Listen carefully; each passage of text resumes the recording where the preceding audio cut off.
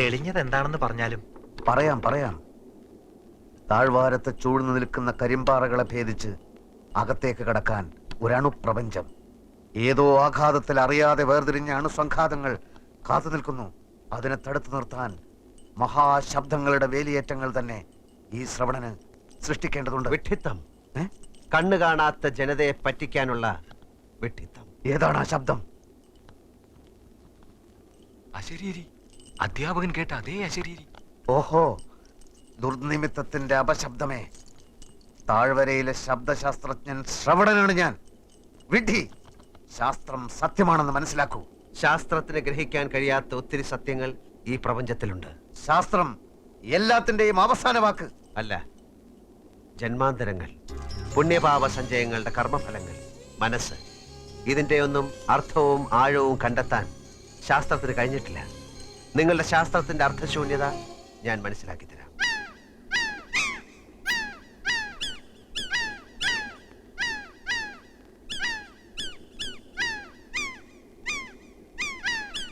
നിങ്ങളുടെ പരീക്ഷണ നാളിയിലൂടെ കടന്ന് പ്രതിധ്വനിച്ച ശബ്ദം എന്താണെന്നറിയാമോ? അതൊരു കിളി ചിലച്ച ശബ്ദമാണ്.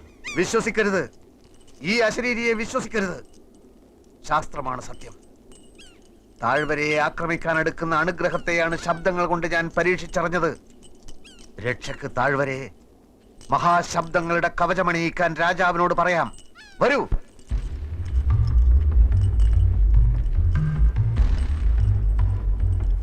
അവനെ പിടിക്കാൻ നമ്മുടെ സേനാപതിക്കും ആയുധങ്ങൾക്കും എന്തുകൊണ്ട് കഴിയുന്നില്ല? ശബ്ദത്തിന്റെ വലയത്തിൽ അവനെ പിടുത്താൻ കഴിയില്ല. അവൻ ഏതോ മായാവിയാണ്. കർമ്മിയില്ലേ? ഉണ്ട്. ഒന്ന് ഗണിച്ചു പറയൂ.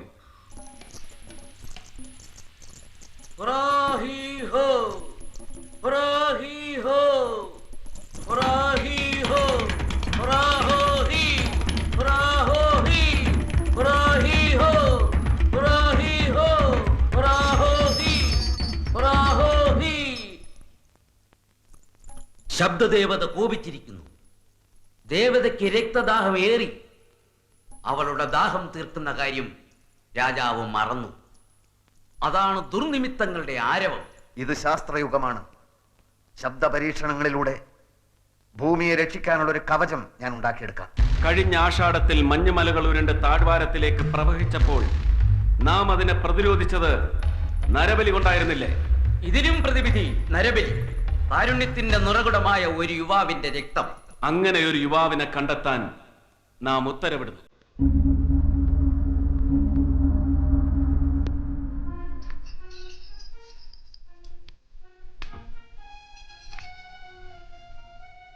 നരബലിക്കുള്ള തരുണനെ തീരുമാനിച്ചോ? ലക്ഷണമൊത്ത തരുണനെ കിട്ടിയില്ല. ലക്ഷണമൊത്ത ഒരാളെ ഞാൻ തന്നാലോ? റാണി തരുന്നതെന്തും നാം സ്വീകരിച്ചിട്ടല്ലേ ഉള്ളൂ. ഇതങ്ങനെയല്ല. കൊട്ടാരത്തിൽ ഒരു കൊടുങ്കാറ്റുണ്ടാവും. കൊട്ടാരത്തിലെ കൊടുങ്കാറ്റ് താഴ്വരയുടെ ഐശ്വര്യത്തിന് പകരമല്ല. എങ്കിൽ ഞാൻ പറയാം. രമണകൻ, യുവാവ്, ശബ്ദദേവത പ്രീതിപ്പെടുന്ന മധുരനാദത്തിനുടമ. കൊള്ളാം. റാണിയുടെ ബുദ്ധിക്ക് പ്രണാമം. അവൻ തന്നെ ആവട്ടെ.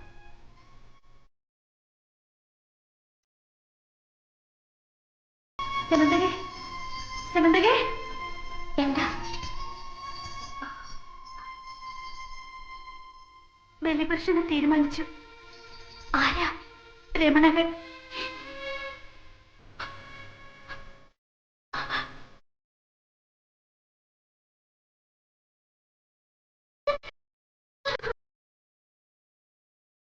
അവനെ ഒത്തിരി മോഹിച്ചു പോയി.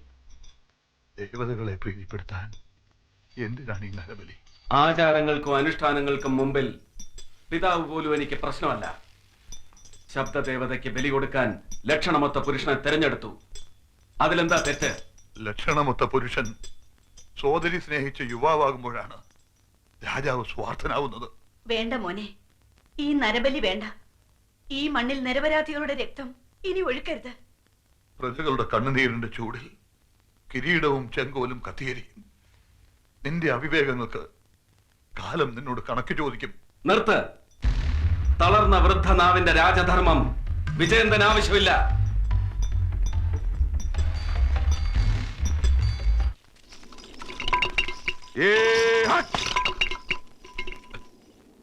എന്താണാവോ അരുളപ്പാട്? മൗലി, നീ പുണ്യവാനാണ്. താഴ്വരയെ കാത്തുസൂക്ഷിക്കുന്ന ശബ്ദ ദേവതകൾ നിന്റെ പ്രിയപ്പെട്ട മകനെ ആവശ്യപ്പെടുന്നു. ദേശത്തിന് വേണ്ടി ത്യാഗം ചെയ്യാൻ ഒരു വ്യക്തിക്ക് കിട്ടുന്ന അപൂർവ അവസരം.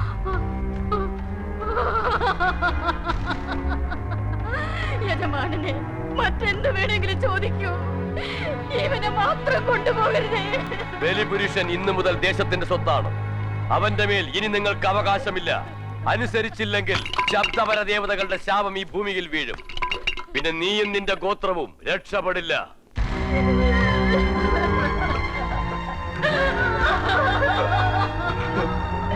മകനെ, ബലിപുരുഷ, നീ ഞങ്ങളോടൊപ്പം വരൂ. മകനെ,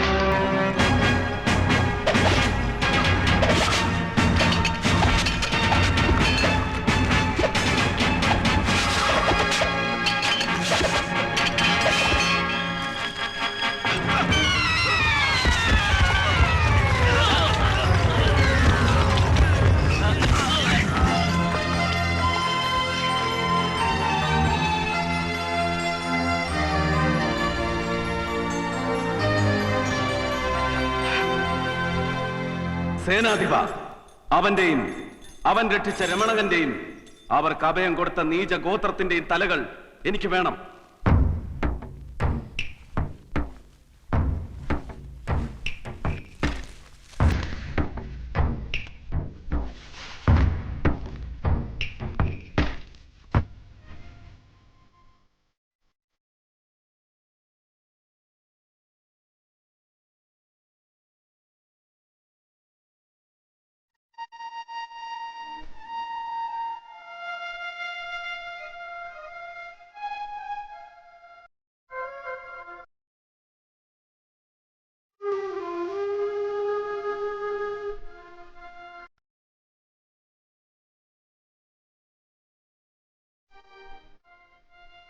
നമുക്കിവിടെ തങ്ങാം.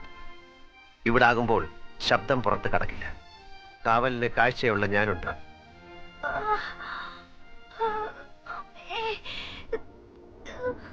ആ